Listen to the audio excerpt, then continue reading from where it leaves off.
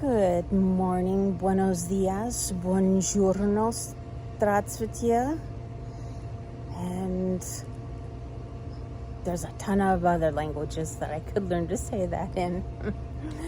Anyway, this year I got to that point in my life, that dreaded point, the one that makes your legs shake and your brow sweat. Yes, my friends, it's the year that you start getting AARP, things in the mail. You know, out of all things about turning 50 that I was, kind of concerned about, I just didn't want to get that stuff in the mail because it kind of, I don't know, it just kind of just puts it out there to, U.S. Postal Service. Oh, okay. She's half a century old now. But even more than that, being 50 and over and having a chronic illness, what's that like? Because, let me adjust here. I know I'm going to get shaky because my arm is a little shaky today. You not only have to deal with the stuff about aging, a lot of people start getting onset with osteoarthritis. That means your cartilage and your joints may start to break down at this age, as you can see. Yes, presbyopia has set in. That's that difficult, complicated word, and all that means is I can't see far away and I can't see up close either. So, and you deal with having a lot of gray hair. You deal with your clothes not fitting you right, because especially if you're a woman after 50, or some of them after 40, you just, your body just starts deciding that it wants to morph into its own body and leave your younger self behind, no matter how much you try. But it's interesting because at my 40th birthday and now my 50th birthday, I've actually felt better. I don't know. At 40, I felt great, and I felt like I was in a great place in my life. And then for almost a decade, things were really rough.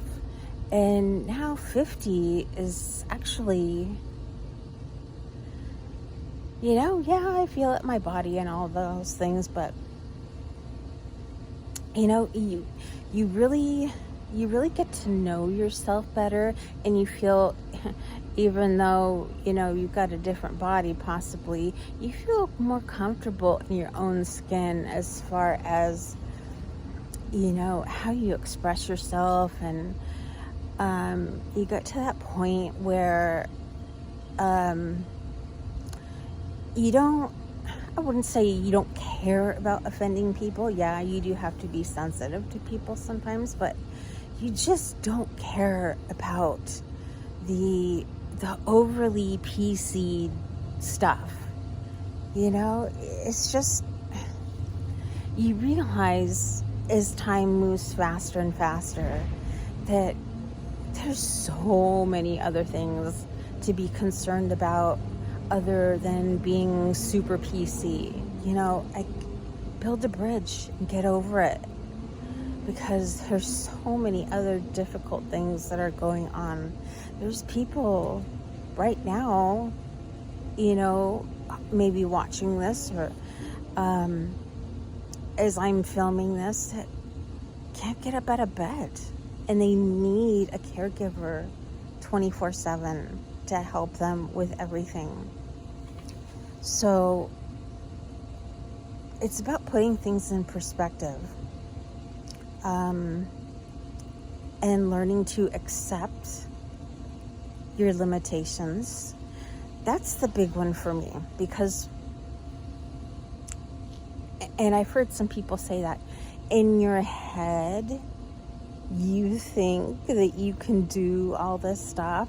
Your head thinks you can because it remembers 20 years ago, 30 years ago, when you could do, back handsprings and crazy jumps off the diving board, and, in my case, trying axles on the ice. Yeah, your mind is still in that place where it thinks, yeah, I can do that because I've done it before. And then you go to try it and your body's just like, put the brakes on, because this is not happening. Oh my gosh, you have to laugh about it. What are you gonna do? You can't do anything about it. It is what it is. And sometimes it's best just to have a good giggle about it and just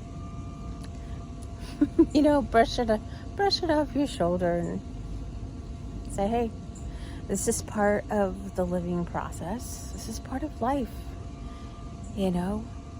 That's the whole thing about stages of life.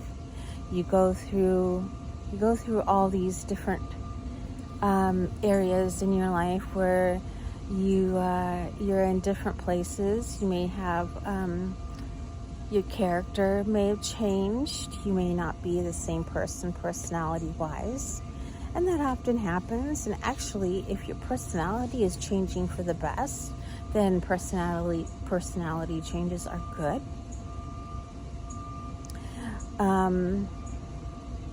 But yeah, like I said,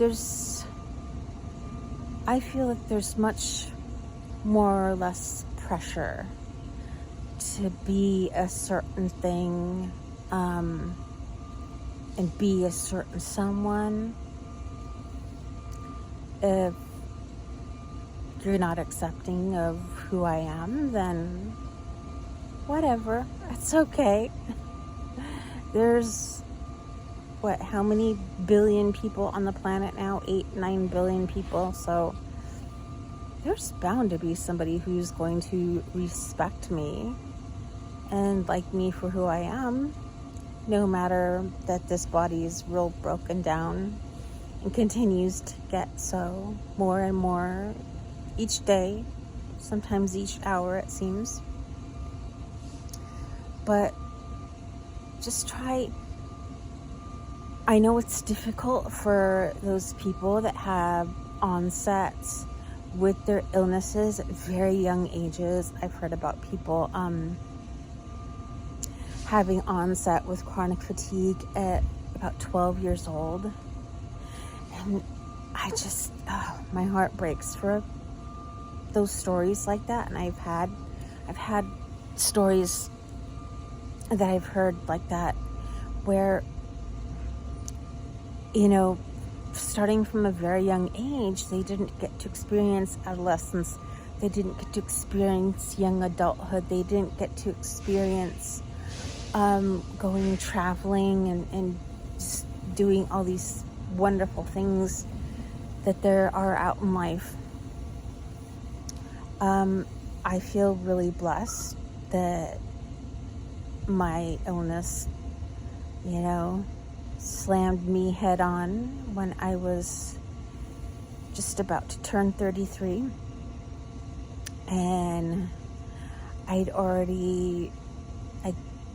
gone on vacations. I'd already gotten a bachelor's degree and a master's degree. And even after I got sick, when my illness wasn't as severe and I was able to do more, had Disneyland annual passes for 3 years, and that was so much fun. That was so much fun. And going to concerts and, arts performances like dance, things like that.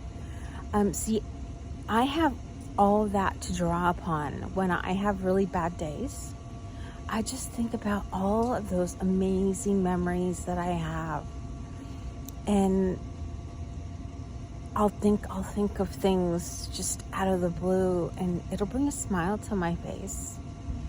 Because, even though I don't have the abilities of other people, I have experienced a pretty darn good life. And whenever you get down, just think about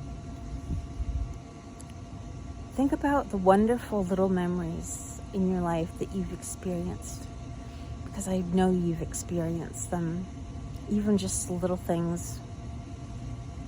Go back on that, dwell on that, and it'll bring a little smile to your face. So I'm off. I'm gonna try a little cooking today, so let me get started with that, and you guys have a wonderful day. Bye.